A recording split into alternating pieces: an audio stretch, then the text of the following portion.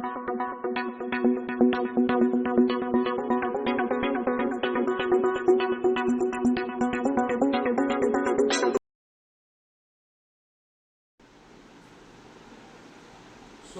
welcome in the Mastermind Public School online channel and today's video is about जीवों में जनन और उसका पार्ट 3 वीडियो है। ये हम देख रहे हैं क्लास 12 बायोलॉजी का, ये चैप्टर नंबर 1 है।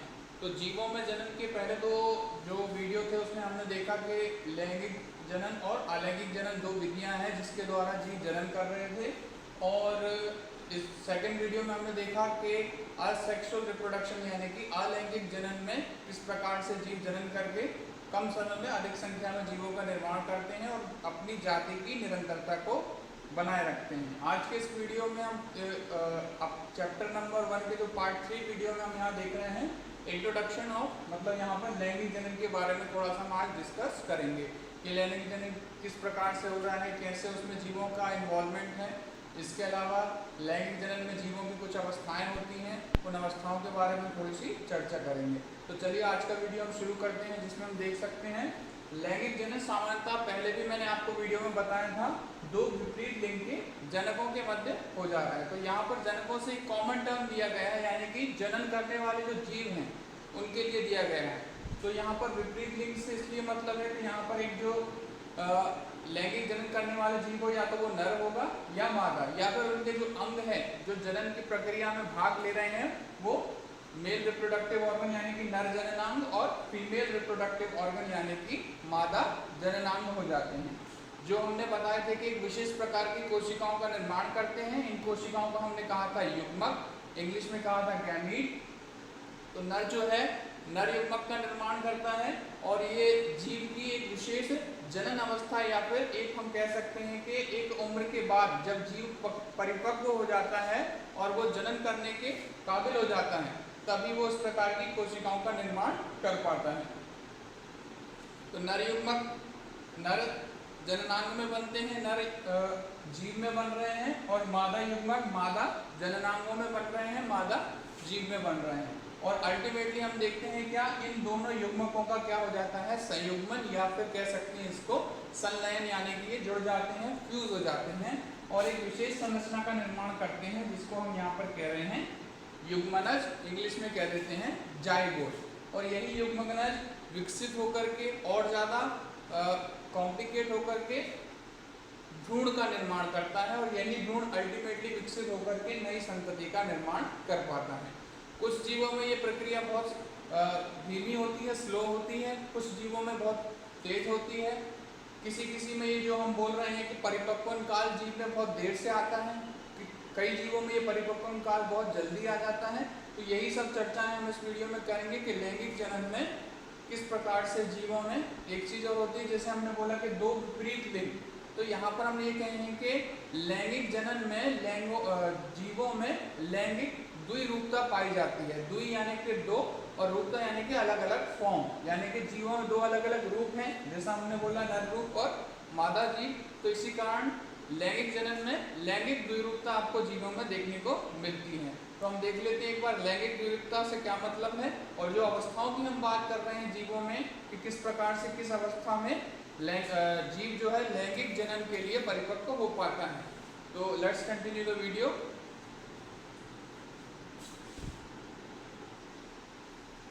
नाउ अब बात करते हैं जीवों में लैंगिकता की कि कैसे जीवों में दो विपरीत लिंग के जीव पाए जाते हैं, या फिर हम कह सकते हैं उन जीवों में विपरीत कैटेगरी के आपके जो जननांग पाए जाते हैं। लेकिन कुछ अवस्थाएं या जीवों में ऐसी भी पाई जाती है जैसे कि यदि नर व मादा जननांग जो है आपके एक ही जीव में मौजूद हो, यानी कि जो मेल रिप्रोडक्टिव ऑर्गन और फीमेल रिप्रोडक्टिव ऑर्गन दोनों एक ही जीव में पाए जाते हैं, तो एक ही जीव में पाए जाने वाली यह अवस्था क्या कहलाती है, उभय लिंगता।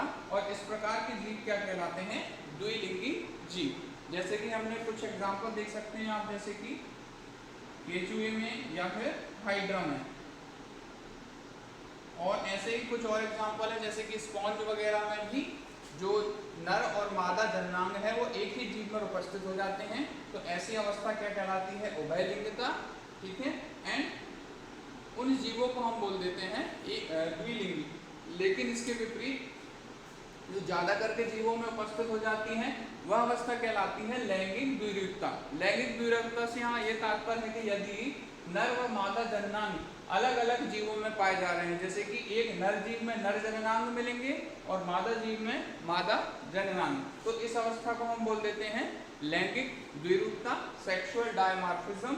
एंड वो जीव क्या कहलाएंगे, उन जीवों को हम बोलेंगे एकलिंगी, जैसे कि हायर वर्टिब्रेट्स यानी उच्च कशेरुकी जंतु, जैसे कि हम बात करें एम्फीबियन, उभयचर, सरीसृप, इसके अलावा पक्षी वर्ग और मैमल्स यानी कि स्तनधारी। ये ज्यादा करके उच्च जो कशेरुकी जीव हैं उनमें आपको कैसी अवस्था देखने को मिलेगी, लैंगिक द्विरूपता वाली अवस्था देखने को मिलती है। ये अवस्था पादपों यानी पौधों में थोड़ी सी डिफरेंट हो जाती है, लेकिन प्राणियों में जो हमने अभी यहाँ डिस्कस किया इसी प्रकार से रहती है। ठीक है, पौधों के लिए जो अवस्था अपन परिभाषित करेंगे वो अध्याय क्रमांक 2 में आपको आसानी से समझ में आ जाएगी। तो अभी हम यहाँ पर नेक्स्ट जो टॉपिक देखने जा रहे हैं वो हो जाती है वो अवस्थाएं जो जीवों में पाई जाती हैं जब तक वो लैंगिक रूप से परिपक्व नहीं हो जाती है। उन विभिन्न अवस्थाओं के बारे में हम यहाँ पर चर्चा करेंगे।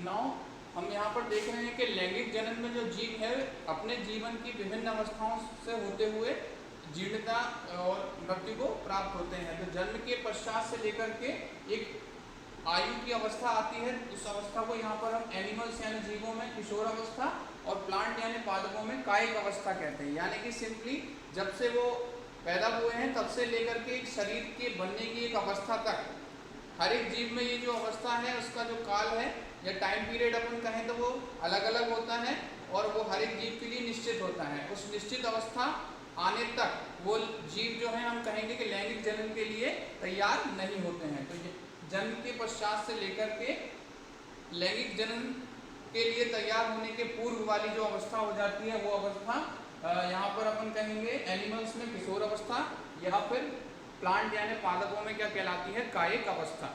तो किशोर अवस्था या कायिक अवस्था के बाद ही जीव जो है जनन के लिए तैयार या फिर अपन कह सकते हैं परिपक्व हो पाते हैं। यानी जीवन की इस अवस्था के पहुंचने के बाद ही वो लैंगिक जनन के लिए तैयार हो पाते हैं। फिर आ जाती है इसके पश्चात जनन अवस्था, जिसमें कि जीव जनन करने के लिए अपन यहाँ बात करें तो युग्मकों के निर्माण करने के लिए तैयार हो जाते हैं। नर में नर युग्मक बनते हैं, मादा में मादा युग्मक बनते हैं, या वो जीव जिनमें कि नर और मादा जननांग एक ही जीव में पाए जाते हैं उनमें अलग अलग जननांगों में अलग अलग युग्मक बनते हैं। फिर जब इनकी एक टाइम पीरियड के पश्चात ये जनन अवस्था या अपन बोले समय अंतराल के पश्चात ये जनन अवस्था समाप्त हो जाती है तो वो जीर्णता या वृद्धावस्था की ओर चले जाते हैं। यानी इस अवस्था के पश्चात जो जीव है वो जनन करने के उतने योग्य नहीं रह जाते जब वो प्रीवियस यानी कि पहले वाली कंडीशन में होते थे। और जीर्णावस्था के बाद वो जीव जो है वो अल्टीमेटली डेथ हो जाती है, उनकी मृत्यु हो जाती है। तो इस तरह से वो जीवन की विभिन्न अवस्थाओं से होते हुए मृत्यु को प्राप्त होते हैं, जिसमें अपन कह रहे हैं कि सबसे पहले जीवों में किशोर अवस्था या कायिक अवस्था आ रही है, उसके पश्चात जनन अवस्था आ रही है, ठीक है, और सबसे लास्ट में आप देख रहे हैं जीर्णता वाली अवस्था आ रही है। बात करें पौधों या प्लांट्स की, जैसे हम कह रहे हैं कि कुछ प्लांट्स ऐसे हो जाते हैं जो हम कहते हैं एक कैटेगरी हो जाती है मोनोकार्पिक। तो मोनो से यहाँ पर मीन है कि एक या एक बार, only once in a lifetime, यानी कि ऐसे कुछ पौधे होते हैं जो अपने जीवन काल में केवल एक ही बार उनमें क्या होता है पुष्प लगते हैं और फल लगते हैं, ठीक है। तो ऐसे पौधे किस कैटेगरी में आ जाते हैं, मोनोकार्पिक। या फिर हम एक वर्षीय या कुछ पौधे ऐसे हो जाते हैं जो द्विवार्षिक भी हो जाते हैं। फॉर एग्जाम्पल जैसे कि गेहूं और धान या पैडी की अपन बात कर रहे हैं। लेकिन इसके अलावा कुछ प्लांट या पौधे ऐसे होते हैं जो कि अपने जीवन काल में उनमें कई बार पुष्पन होता है और फल लगते हैं, ठीक है। तो ऐसे जो प्लांट हैं वो किस कैटेगरी में आ जाते हैं, पॉलीकार्पिक, या फिर हम उनको कह सकते हैं बहुवार्षिक, ठीक है। तो बहु यानी कि मैनी टाइम्स, यानी कि वो अपने जीवन काल में कई बार उसमें पुष्पन होता है। फॉर एग्जाम्पल जैसे कि बात करें बांस और नीला कुरांजी, तो यहाँ पर बांस और नीला कुरांजी दो ऐसे एग्जाम्पल है जिनमें कि बहुत लंबे टाइम पीरियड के बाद ही क्या होता है पुष्पन। यानी कि हम कह सकते हैं कि इन पौधों में ये किशोर अवस्था से लेकर के जनन अवस्था तक का जो पीरियड होता है, जो समय होता है वो बहुत ज़्यादा लंबा हो जाता है। फॉर एग्जाम्पल आप जैसे देख सकते हैं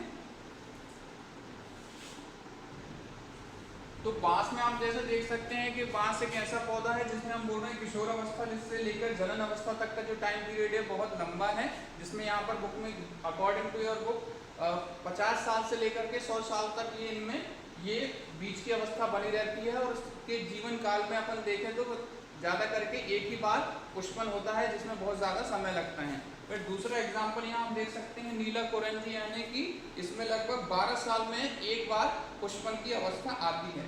ऐसे ही कुछ और पॉलीकार्बिक यानी बहुवर्षीय पौधे होते हैं, जैसे कि बात करें आम, जामुन या सेब। इनमें क्या होता है कि बहुवार्षिक से ये मतलब है कि इनमें एक बार पुष्पन होता है, फल आते हैं, उसके पश्चात इनकी डेथ नहीं होती है। हर साल इनमें बार बार पुष्पन होता है और फल आते रहते हैं, और इनका जो जीवन काल है बहुत ज़्यादा लंबा होता है, इसलिए इनको हम क्या कह देते हैं, बहुवार्षिक पौधे।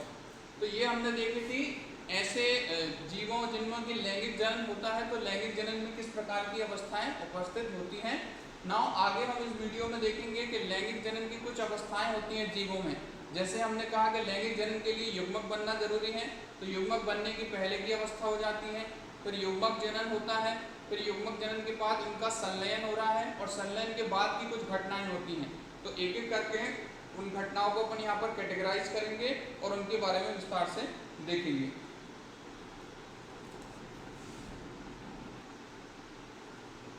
नाउ अगला इंपॉर्टेंट टॉपिक आ जाता है लैंगिक जनन में। हम देख सकते हैं कि लैंगिक जनन की घटनाएं। तो लैंगिक जनन हर एक जीव के जीवन काल की बहुत ही मुख्य प्रक्रिया या अपन हम कह सकते हैं महत्वपूर्ण प्रक्रिया है, जिसके बाद उसके जो आने वाली संतति है या उस पर्टिकुलर जीव की जो प्रजाति है उसकी उत्तरजीविता उस पर निर्भर करती है। तो हम यहाँ पर कह रहे हैं कि लैंगिक जनन की जो घटनाएं हैं उसमें 3 सबसे मुख्य और सबसे महत्वपूर्ण घटनाएं हो जाती हैं। एक हो जाती है निषेचन पूर्व घटनाएं, तो यानी कि जीवों में जो हमने बताया कि युग्मक बनते हैं, युग्मक का संलयन होता है, उसके पहले कौन कौन सी अवस्थाएं आ जाती हैं, तो वो सभी इसमें हम क्लासिफाई करते हैं उनको यहाँ पर निषेचन पूर्व घटनाओं के अंतर्गत। इसके बाद निषेचन या फिर युग्मक संलयन, सब जिसमें युग्मकों का संलयन हो रहा है और उनके पश्चात जब जीव विकसित हो रहा होता है, उस अवस्थाओं को अपन ने निषेचन पश्च घटनाओं के अंदर क्लासिफाइड किया है। ठीक है, तो यहाँ पर आज के हम इस वीडियो में जो बाकी हिस्सा बचा हुआ है उसमें हम अभी आज के लिए निषेचन पूर्व घटनाओं के बारे में डिस्कस करेंगे। बाकी इस चैप्टर के पार्ट 4 वीडियो में आप देखेंगे निषेचन और युग्मक संलयन के बारे में, जिसके अंतर्गत अपन देखेंगे कि अंतः निषेचन क्या है और बाह्य निषेचन क्या है, और इसके अलावा निषेचन पश्च घटनाओं में देखेंगे युग्मनज का निर्माण, भ्रूणोद्भव यानी कि एम्ब्रियोजेनेसिस, और कैसे जीव जो है 2 प्रकार से अपन उनको क्लासिफाई कर सकते हैं, अंड प्रजक यानी कि ओविपेरस और सजीव प्रजक यानी कि विविपेरस। तो चलिए आज के इस वीडियो के जो पार्ट हमें डिस्कस करना है उसकी शुरुआत करते हैं, जिसमें सबसे पहले है आपका निषेचक पूर्व घटनाएं, जिसमें कि 2 इंपॉर्टेंट टॉपिक आ जाते हैं। एक आ जाता है आपका युग्मक जनन, यानी कि वो विशिष्ट प्रकार की कोशिकाएं जिनके द्वारा जीवों में लैंगिक जनन संभव होता है, उनका निर्माण। और दूसरा सबसे इंपॉर्टेंट स्टेप हो जाता है युग्मक का स्थानांतरण, यानी कि जो युग्मक बन रहे हैं उनको संलयन होने के लिए जीवों से एक जीव से दूसरे जीव में स्थानांतरित होना पड़ता है। तो दूसरा स्टेप यह जाता है आपका युग्मक स्थानांतरण। तो युग्मक जनन के अंतर्गत हम देखेंगे युग्मक जनन में कोशिका विभाजन कैसे हो रहा है, किस प्रकार का कोशिका विभाजन विभिन्न जीवों में आपको देखने को मिलता है, और कैसे 2 अवस्थाएं जीवों में बन जाती है, जिसमें कि कुछ जीव समयुग्मकी हो जाते हैं और कुछ जीव आपके विषम युग्मकी हो जाते हैं। तो आज का जो वीडियो के रिमेनिंग पार्ट में हम देखते हैं युग्मक जनन और युग्मक स्थानांतरण के बारे में।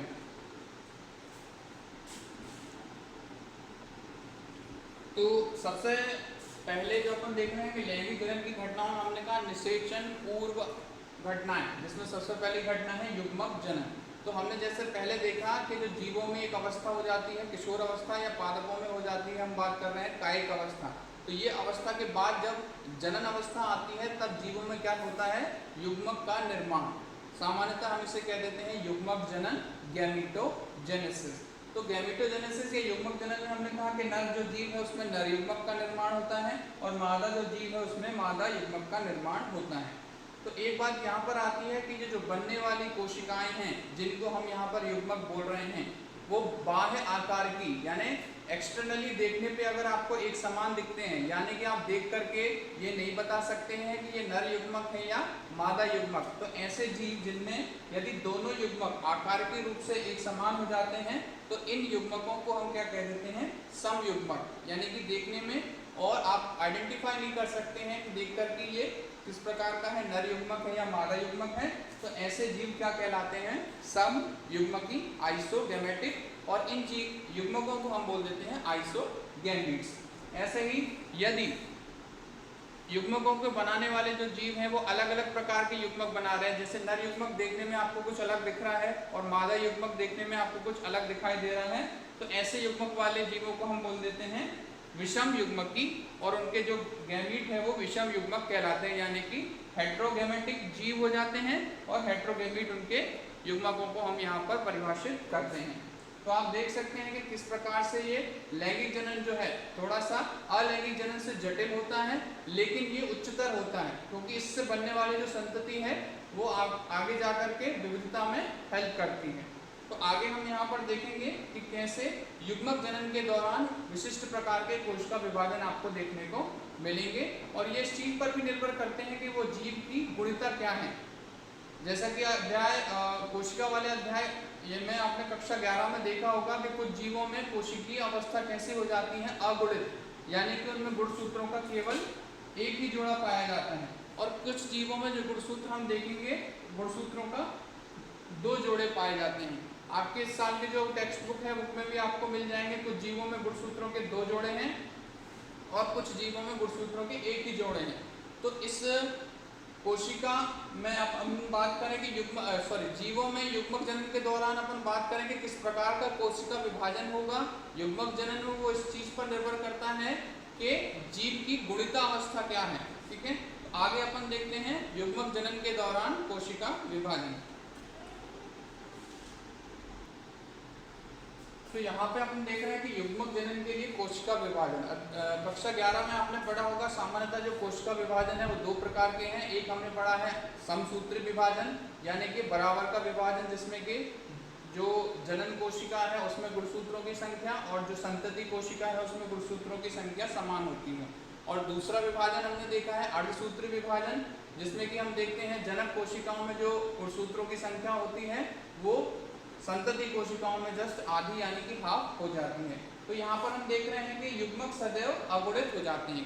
किसी भी प्रकार का जीव हो उसके जो युग्मक होते हैं वो हमेशा आपके अगुणित होते हैं। तो इस केस में यदि हम देखें कि यदि जीव की जो शारीरिक अवस्था है वो कैसी है, अगुणित है, जैसे कि हम देखते हैं कुछ कवकों में और शैवालों में जो शारीरिक अवस्थाएं होती हैं वो अगुणित अवस्था होती है, यानी इनके शरीर में पाई जाने वाली जो कोशिकाएं हैं उनका जो केंद्रक है उनमें गुणसूत्रों का केवल एक ही जोड़ा पाया जाता है। तो इस अवस्था में जब भी युग्मक का निर्माण होगा तो यहाँ पर हम देखेंगे कि n वाली कोशिकाओं से हमको n वाली ही कोशिकाएं बनानी है। तो किस प्रकार का कोशिका विभाजन हो जाएगा, हम कहते हैं समसूत्री विभाजन। कि अगर जनन करने वाला जीव अगुणित अवस्था में है तो युग्मक जनन के दौरान उसमें जो कोशिकाओं में विभाजन होगा वो कैसा हो जाएगा, समसूत्री विभाजन। इसके जस्ट विपरीत अपन बात करें कि अगर जीव कैसा है, द्विगुणित अवस्था है, जो ज्यादा करके जीवों में आपको दिखाई मिलती है।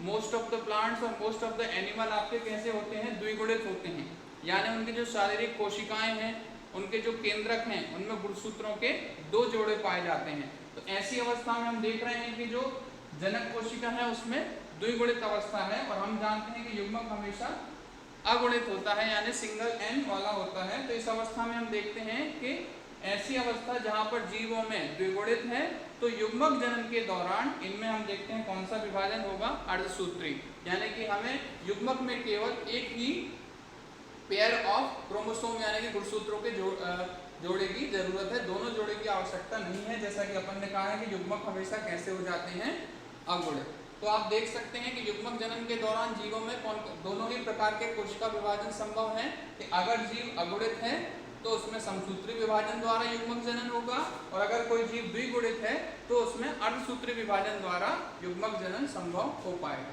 नाउ युग्मक जनन के पश्चात हम जानते हैं कि विशेष प्रकार की कोशिकाएं बन जाती हैं। अब ये कोशिकाएं देखने में एक समान हो तो उनको हमने बोला समयुग्मकी, और अगर अलग अलग है तो हमने बोला विषम युग्मकी। तो तो हम देखते हैं इनके स्थानांतरण में किस प्रकार से अवस्थाएं पाई जाती हैं। तो जैसा हमने इससे पहले वाली अवस्था में देखा था कि निषेचन से पूर्व जो घटनाएं हो रही है उसमें अपन ने बोला युग्मक जनन है और युग्मक स्थानांतरण है। तो युग्मक जनन तो हमको समझ में आ गया, लेकिन युग्मक स्थानांतरण क्यों जरूरी है? ताकि अगली जो अवस्था है निषेचन यानी युग्मक संलयन हो सके। तो युग्मक स्थानांतरण के लिए जीवों में कुछ विशेष प्रकार की अवस्थाएं होती हैं, जैसे निम्न कैटेगरी के जो जीव होते हैं जैसे कि एल्गी या फंगाई या ब्रायोफाइट है या कुछ टेरिडोफाइट्स हैं, इनके जो नर युग्मक हैं उनमें विशेष प्रकार की संरचनाएं होती हैं ताकि वो चल युग्मक में कन्वर्ट हो जाते हैं। जैसे कि जल वाले माध्यम के दौरान ये जो चल युग्मक है वो मादा जननांगों तक पहुंच जाते हैं। फिर ऐसे ही बात करें अपन अन्य पादपों, उच्च कोटि के पादपों के लिए, जिनमें कि हम बोलते हैं परागकण पाए जाते हैं और ये परागकण ही नर युग्मक को अपने अंदर धारित किए हुए होते हैं। तो परागकण नर जननांग से मादा जननांग तक जाने के लिए जो विभिन्न माध्यमों का उपयोग करते हैं, जिसे अपन कहते हैं जल है, वायु है, कीट है और जंतु है। तो इस प्रकार से अपन देख सकते हैं किस प्रकार से दूसरे जीव और कुछ माध्यम जो है युग्मक स्थानांतरण में पादपों की मदद कर रहे हैं, हेल्प कर रहे हैं। इसके अलावा अपन जीवों की बात करें तो एक लिंगाश्रयी यानी कि ऐसे जीव जिसमें कि नर जंतु और मादा जंतु के जो अलग अलग पाए जाते हैं, उसमें भी अपन देखते हैं कि इन जीवों में नर युग्मकों और मादा युग्मकों का स्थानांतरण एक विशिष्ट प्रकार की क्रियाविधि द्वारा होता है। युग्मकों का सफलतापूर्वक स्थानांतरण तथा युग्मकों का साथ साथ आना लैंगिक जनन की एक विशेष महत्वपूर्ण घटना है जो अगले आने वाली घटना यानी कि निषेचन के लिए आवश्यक है। तो आगे अपन देखेंगे जब अध्याय क्रमांक 3 में हम देखेंगे कि जंतुओं में जनन, तो वहां पर देखेंगे कैसे युग्मकों के स्थानांतरण के लिए जंतुओं में विशेष प्रकार की क्रियाविधि अपनाई जाती है। वहीं पादपों की अपन बात करें तो इसके संदर्भ में विस्तार से आपको अध्याय क्रमांक 2 में पता चलेगा कि कैसे नर युग्मक और मादा युग्मक के संलयन के लिए उसमें विशेष प्रकार की स्थानांतरण की क्रियाविधि पाई जाती है,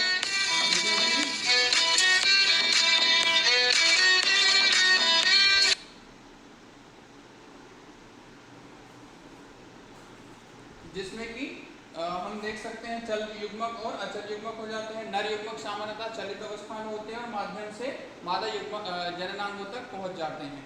तो